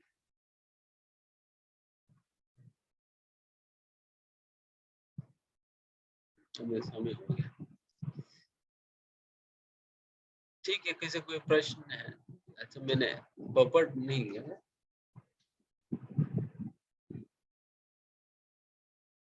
हाँ, यहाँ समाप्त करें। हाँ, और एक हाँ, अभी आज तो कृष्ण की सेवा के विषय में बात हुआ ही है, तो वही कृष्ण की जन्माष्टमी अभी आने वाले अगस्त 19 को होने वाली है। अभी कृष्ण की सेवा करने की सौभाग्य आप सभी लोगों को प्राप्त होगी। अभी तक आप लोगों ने केवल कानून से किया, अभी बाकी शरीर से, तन मन धन से करने की मौका है। अनेक प्रकार की सेवाएं होंगी, आप लोग करने के लिए आगे आइए। हर साल लगभग 5 से 6 लाख लोग भगवान के दर्शन करने आते हैं, बर्थडे विशेष देने आते हैं। आप सोचे कि one of the biggest celebrations होगा पृथ्वी पर। इतना बड़ा बर्थडे सेलिब्रेशन तो किसी का भी शायद नहीं होता होगा। जैसे दिल्ली में 8-10 लाख लोग दर्शन करने आते हैं, मुंबई में 10 लाख लोग आते हैं, नोएडा में 5-6 लाख लोग, पंजाब में 3 लाख लोग। इतने लाखों लोग तो किसी का बर्थडे में नहीं जाते होंगे। एंड फिर 110 देशों में किसका बर्थडे मनाया जाता है? 110-20 देशों में किनका बर्थडे मनाया जाता है? तो इसलिए भगवान के ऐश्वर्यों में कहा जाता है ना, यशः श्रियः। भगवान के ऐश्वर्य में यश, ये भी एक ऐश्वर्य है। उन भगवान के जैसा यश तो किसी के पास भी नहीं है। तभी तो भगवान की बर्थडे हर जगह मनाया जाता है। तो भगवान की बर्थडे हम यहाँ पर नोएडा मंदिर में भी धूमधाम से मनाएंगे। तो आप सभी लोगों की सहयोग की बहुत बहुत जरूरी है। जो भी इसमें अनेक अनेक प्रकार की सेवाएं हैं, तो उन सेवाओं में जिनको भी भाग लेना है, तो वो लोग, आप लोग अपना डिटेल्स दीजिए, हमें डिटेल्स दीजिए। उसके लिए कुछ प्रोसेस अनाउंस की जाएगी। क्या वो जो भी वॉलंटियर रहना चाहेंगे उस दिन आप लोग छुट्टी ले। पूरा में भी 3 दिन की पूरा फेस्टिवल होगा। फ्राइडे, सैटरडे, संडे 3 दिन का फेस्टिवल होगा। तीनों दिन सेवाएं रहेंगी। इतने लाखों लोग आ रहे हैं, तो क्या अभी आप भी मेहमान बनकर रहेंगे? प्रभु जी, हमें भी इनविटेशन कार्ड देना, हम भी आएंगे। नहीं, आप यहाँ पर रहे क्या, आप रिसीव करिए जो इन कार्ड लेकर आ रहे हैं, है ना। तो यू बी द होस्ट। अभी आप भगवान के हो, तो भगवान के ही रहकर आप भगवान के ओर से सभी को स्वागत करिए। आप जिस प्रकार से अपने बच्चों की बर्थडे के अरेंजमेंट करते हो, धूमधाम से अच्छे व्यंजन बनाते हो, सभी लोगों को बुलाते हो, उस दिन ऑफिस से छुट्टी ले लेते हो, सभी फ्रेंड्स का, आस पड़ोस वालों को बुलाते हो, सुंदर से आप अपना घर को डेकोरेट करते हो, सारा कुछ करते हैं ना। अपने बच्चों के लिए करते हैं, तो अभी भगवान के लिए करो। इस बार भगवान के लिए करो। भगवान भी अपने हैं ना। भगवान भी कहने की वजह, भगवान ही अपने हैं, वही असलियत में अपने हैं। बाकी सभी तो उनके द्वारा जुड़े हुए।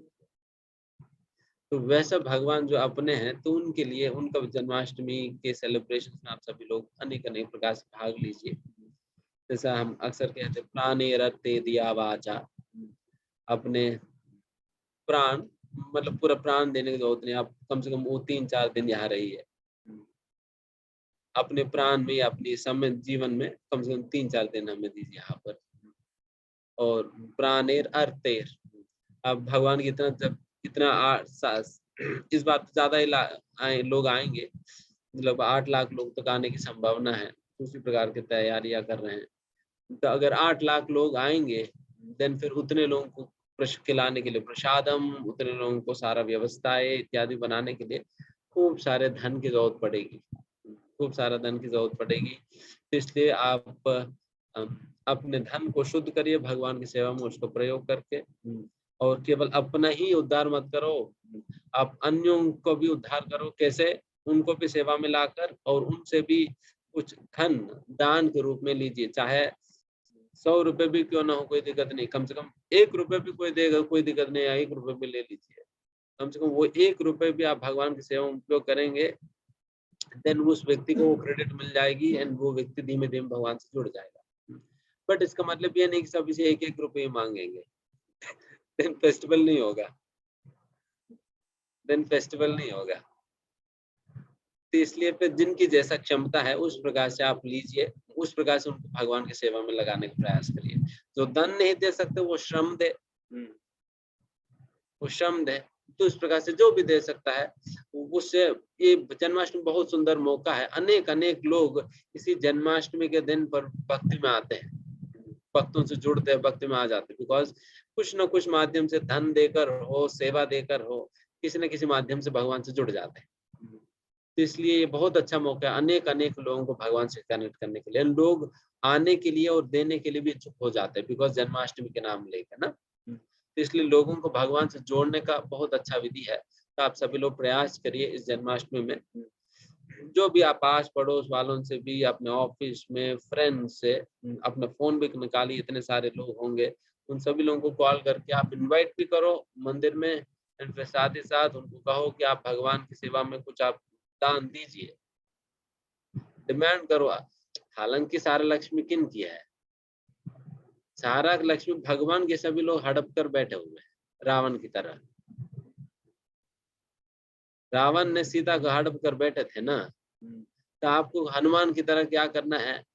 सीता मैया को निकलवाओ और फिर भगवान राम की सेवा में दो। सीता मैया को निकलवाओ वहां से और फिर राम की सेवा में दो, यही फंड कलेक्शन करनी। उसी प्रकार से जो सीता मैया या लक्ष्मी जो बैठी है अनेक लोगों के घरों में, उसको आप वहां से निकलवाओ, भगवान की सेवा में दो और फिर सेवा में लगाइए। तो इस प्रकार से आप कई लोगों को लाभान्वित करिए, एंड ये आपके लिए भी मौका है।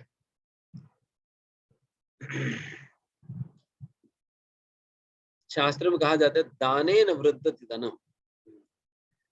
लोगों को लगता है कि दान देने से धन घटता है, बट शास्त्रों की कहना यह है दान देने से धन बढ़ता है। दान देने से धन बढ़ता है। देखिए, अगर मैं अपने बैंक में कुछ मैं डिपॉजिट ना करूं एंड 5 साल के बाद मैं अपना बैंक में देखूंगा तो बैंक में कुछ मिलेगा अकाउंट में? कुछ नहीं होगा, बिकॉज मैंने डाला ही नहीं। उसी प्रकार से जो भी व्यक्ति भगवान की सेवा में दान दे रहे हैं, तो इसका मतलब वो डिपॉजिट कर रहे हैं, डिपॉजिट कर रहे हैं, तो उनको आगे जाकर फिर उनको वही डिपॉजिट किया हुआ धन उनको मिले आगे, मतलब आगे अगले जन्म में जो भी है। फिर लोग सोचते हैं कि अगले जन्म, अगर कोई गरीब परिवार में जन्म लेना, सोचते हैं कि मुझे क्यों इस प्रकार से ऐसा बैंक अकाउंट क्यों दिया भगवान ने, जिस बैंक अकाउंट में कुछ होता ही नहीं है। बैंक अकाउंट में आपने पहले कुछ डाला हो तो तभी तो मिलेगी, पहले कुछ डाला नहीं तभी तो नहीं मिल रहे।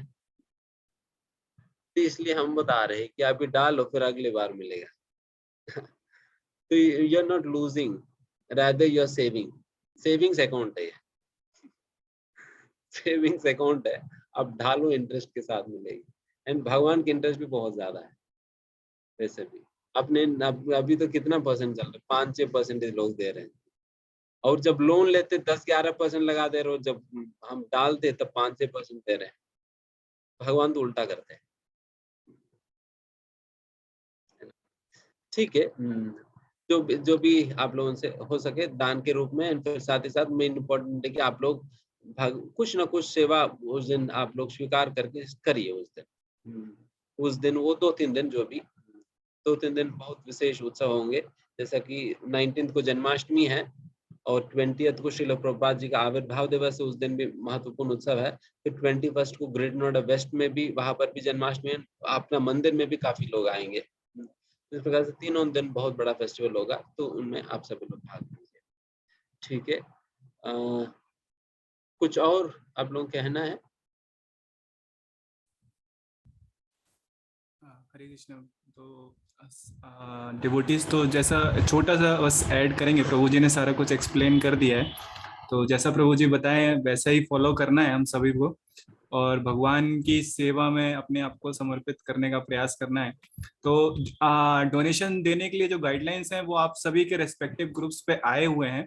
अगर किसी भक्त को उसमें कोई भी समस्या आती है तो वो अपने ग्रुप एडमिन को कांटेक्ट कर सकते हैं, और जैसा प्रभु जी ने बताया आप तीनों तरीके से, अपने मन से भी और अपने शरीर से भी, श्रम से भी और धन से भी। तो जो भी भक्त फिजिकल रूप से नोएडा में प्रस्तुत हो सकते हैं, 19, 20, 21 3 दिन बताए प्रभु जी ने। 19 को जन्माष्टमी है, 20 को शिला प्रभुपाद जी का आविर्भाव दिवस है, और 21 को ग्रेटर नोएडा वेस्ट में भी जन्माष्टमी सेलिब्रेशन है। तो तीनों दिनों पर फिजिकली भी वॉलंटियर्स की आवश्यकता होगी, और डेफिनेटली जैसे बहुत सारे भक्त आएंगे तो प्रसादम के लिए या फिर उनके अरेंजमेंट के लिए सारा कुछ धन की आवश्यकता होगी। तो आप सभी भक्त अपनी यथाशक्ति अपने आप को समर्पित कर सकते हैं। तो गाइडलाइंस सभी ग्रुप्स पे हैं, और अपने रेस्पेक्टिव एडमिन्स को आप कांटेक्ट कर सकते हैं अगर कोई डिफिकल्टी आपको होती है तो। ठीक है, तो अभी जिन भक्तों के प्रश्न हैं वो प्रश्न पूछ सकते हैं।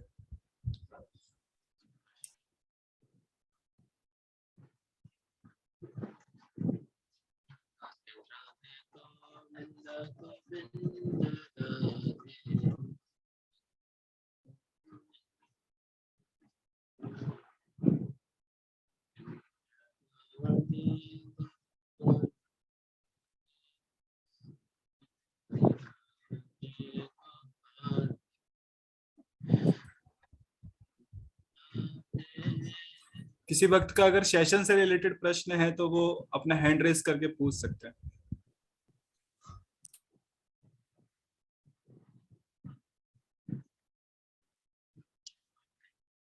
इतना अच्छा प्रवचन दिया कि किसी को प्रश्न ही नहीं है, कोई दिक्कत नहीं।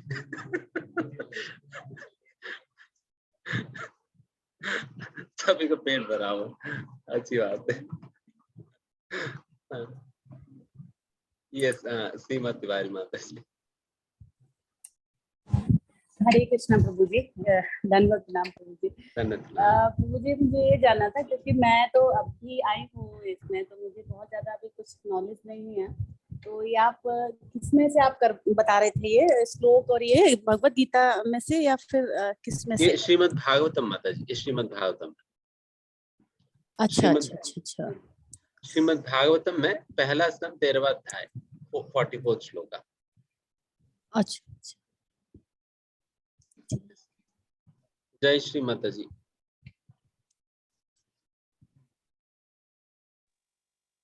हरे कृष्णा प्रभु जी, दंडवत प्रणाम। मैंने चैट बॉक्स में लिखा है प्रभु जी, मुझे ना ये वर्ड थोड़ा सा कंफ्यूज करता है, अचिंत्य भेदा भेद। अचिंत्य भेदा भेद को मतलब विथ एग्जांपल्स थोड़ा सा मुझे क्लियर कर दीजिए, धन्यवाद।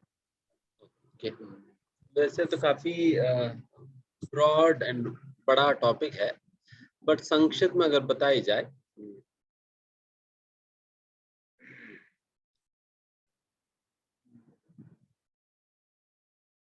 वैसे हर शब्द की इसमें मीनिंग है। अचिंत्य भेद अभेद, तो शास्त्र में भेद अभेद वाक्य होता है, तो उन चीजों को लेकर यहाँ पर इस प्रकार की टर्मिनोलॉजी उपयोग किया जाता है। बट अगर सिंपली अगर समझे कि साइमल्टेनियस वननेस एंड डिफरेंस, मतलब वो समान भी है और डिफरेंट भी है। इस प्रकार से ये इस प्रकार की सभी आचार्यों ने एक एक प्रकार की जैसा श्री चैतन्य महाप्रभु ने सभी आचार्यों को फिलॉसफी को कंसोलिडेट करते हुए इस सिद्धांत को प्रतिपादित किए थे, जिसका नाम है अचिंत्य भेद अभेद तत्व। इस अचिंत्य भेद अभेद तत्व के अंतर्गत अगर सिंपली अगर समझे, आत्मा और परमात्मा के बीच में जो अंडरस्टैंडिंग के विषय में ये बात आता है। जैसा कोई फिलॉसफी में जैसा मायावाद में या अद्वैतवाद में इस प्रकार से कहा जाता है, अद्वैत मतलब ये दो नहीं है एक ही है करके कहा जाता है, मतलब आत्मा परमात्मा ये दो अलग अलग चीज नहीं है बल्कि दोनों एक ही है।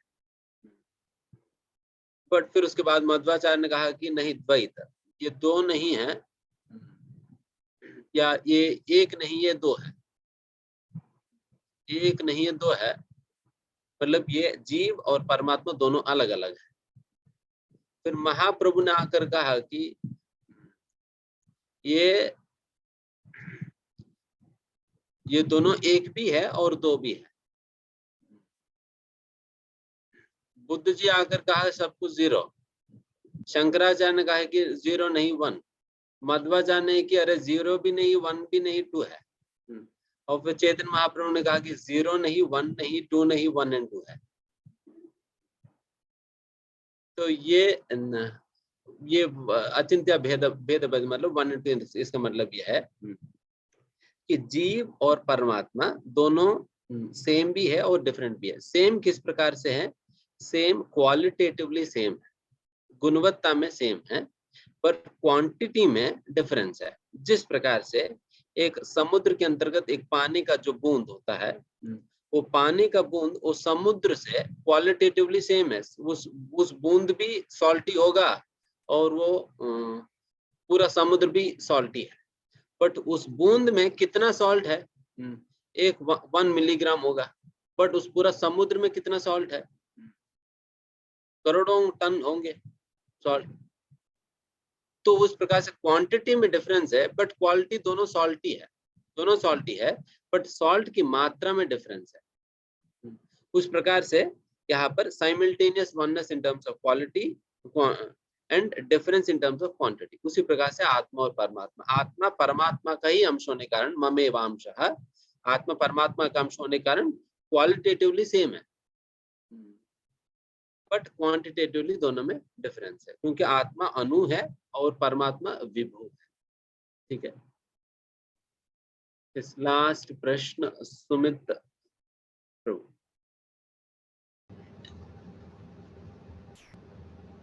प्रभु जी दंडवत प्रणाम। एक्चुअली मेरा ये क्वेश्चन था, भागवतम और भागवत में बेसिक डिफरेंस क्या है? अच्छा, वैसा भगवत गीता और भागवतम शायद आप पूछना चाह रहे होंगे। जी जी जी जी जी। भागवत मतलब वापस ये श्रीमद् भागवतम ही होता है। भगवत गीता और भागवतम ये डिफरेंस है कि भगवत गीता 700 श्लोकों का संपुटी है, जो कि भगवान कृष्ण ने अर्जुन को कुरुक्षेत्र युद्ध भूमि में दिया है, वो भगवत गीता का ज्ञान है, एंड ये भगवान की वाक्य है। एंड दूसरा श्रीमद् भागवतम, ये व्यासदेव के द्वारा रचित है। ये श्रीमद् भागवतम के अंतर्गत 18,000 श्लोकाएं हैं, और इसके अंतर्गत भगवान ने क्या कार्य किया है, भगवान अनेक अनेक लीलाओं में किस प्रकार की लीलाएं संपन्न की, तो उन लीलाओं के विषय में वर्णन है भागवतम। तो उस प्रकार से भगवत गीता मतलब भगवान ने क्या कहा, और भागवतम मतलब भगवान ने क्या किया, ये डिफरेंस है। ठीक है ना? ठीक है प्रभु जी। हरे कृष्ण। धन्यवाद सभी को, फिर हम पुनः मिलेंगे अगले हफ्ते। धन्यवाद। ग्रंथराज श्रीमद् भागवतम की, श्रील प्रभुपाद की, और प्रेमानंद।